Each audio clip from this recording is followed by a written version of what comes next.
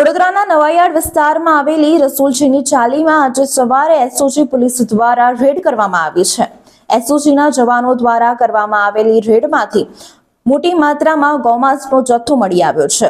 નવાયાર્ડ વિસ્તારમાં ઢાળ ઉતરતા જ રેલવેની દિવાલની બીજી તરફની બાજુમાં આવેલા ઘરમાં રેડ કરી છે, જેમાં મોટી માત્રામાં શંકાસ્પદ માંસ મળી આવ્યું છે। આ માંસનો જથ્થો ગૌમાંસનો હોવાની પ્રબળ લોકચર્ચા છે।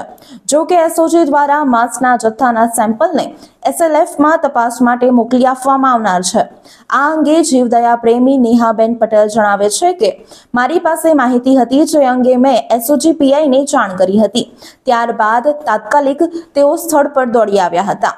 હજી માંસ શંકાસ્પદ છે, ગૌમાંસ છે કે કેમ તે કહી શકાય નહીં। એસએલએફના રિપોર્ટ બાદ જ સાચી હકીકત સામે આવશે। આ ગેરકાયદેસર કતલખાનું છે। વરસાદમાં લોહીના ખાબોચિયા પણ ભરાયા છે। રોગચાળો પણ ફાટી નીકળી શકે છે। સાથે જ ભેંસના બચ્ચા અને 150 કિલો ગૌમાંસનો જથ્થા સાથે ઇરફાન કુરેશીની અટકાયત કરવામાં આવી અને અગાઉ કેટલા સમયથી આ ગૌમાંસનો જથ્થો કોને અને ક્યાં વેચાણ કરતો હતો, સાથે વધુ આ કામમાં કેટલા લોકો જોડાયેલા છે અને ઘરમાંથી એક ઇસમની પણ અટકાયત કરીને આગળની કાર્યવાહી હાથ ધરવામાં આવી છે।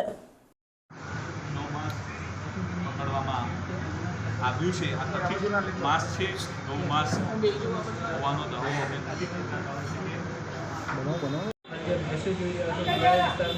રસુલજી ચાલ શેરની સામેની આ જગ્યા છે। અહીંયા ગૌમાંસની પર જથ્થાને લઈ જઈ તમામ જે નાની નાની બાબતો છે તેની નોંધ ફરિયાદમાં પોલીસ કરી રહી છે અને આજે કાર્યવાહી છે, કાર્યવાહી પૂર્ણ થવાના અંતે જે માહિતી છે તે લોકોમાં ગેરકાયદેસર પ્રવૃત્તિ જે લોકો કરે છે એમાં ઘટાડો થશે। ક્યાંક જે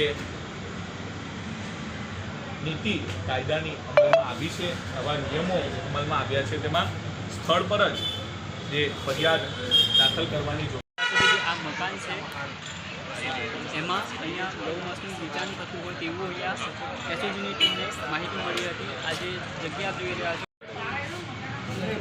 આપ જે દ્રશ્ય જોઈ રહ્યા છો રસુલજી ચાલ લોકો શેડની સામેનું આ એસપીસીએ વડોદરા જિલ્લા મંત્રીની જવાબદારી છે।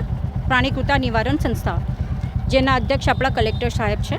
આજ રોજ મને ઇન્ફોર્મેશન હતી કે અહીંયા ગૌમાંસ આવવાનું છે, તો મેં એસઓજીના પીઆઈ સાહેબ પટેલ સાહેબ છે એમને મેં જાણ કરી અને એમને પીએસઆઈ રાહુલજી સાહેબ છે, પછી એમના સ્ટાફ દ્વારા સરસ કામગીરી કરવામાં આવી છે અને એઝ યુઝ્યુઅલ મને વડોદરામાંથી આપણને બહુ સારો સપોર્ટ મળે છે। જીવદયાના રિલેટેડમાં બહુ સારો સપોર્ટ હોય છે। સોરી, વારંવાર ગૌમાંસ પકડાતું હોય છે? હા, શું કહેતો? વારંવાર ગૌમાંસ પકડાય છે।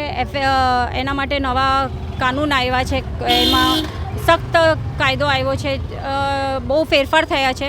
તો હોપ સો લેટ્સ સી કે હવે નવા કાયદા પ્રમાણે આ બધું પ્રોસેસ થશે તો હેલ્પફુલ થશે અને આ લોકોને સજા થશે, જે નથી થતી એ થશે। હવે હા, 2 ભેંસો છે ઇલીગલ, ઘર બનાવ્યું છે, ઘરની અંદર આ લોકો સ્લોટર કરે છે અને આ જુઓ તમે કેટલું અનહાઇજેનિક છે। લોહી આખો પેલો એનો ખાબોચિયો ભરેલો છે, એનો લઈ નાખો તો આ બધું બહુ ખરાબ કહેવાય અને બધા માટે રોગચાળો ફેલાઈ શકે છે આના લીધે, અને આ ઇલીગલ છે અને જે ઇલીગલ છે એ કોર્પોરેશને તોડી નાખવું જોઈએ। વડોદરાના સમાચાર જુઓ તથા આપણી ચેનલને સબસ્ક્રાઇબ કરો અથવા સંપર્ક કરો।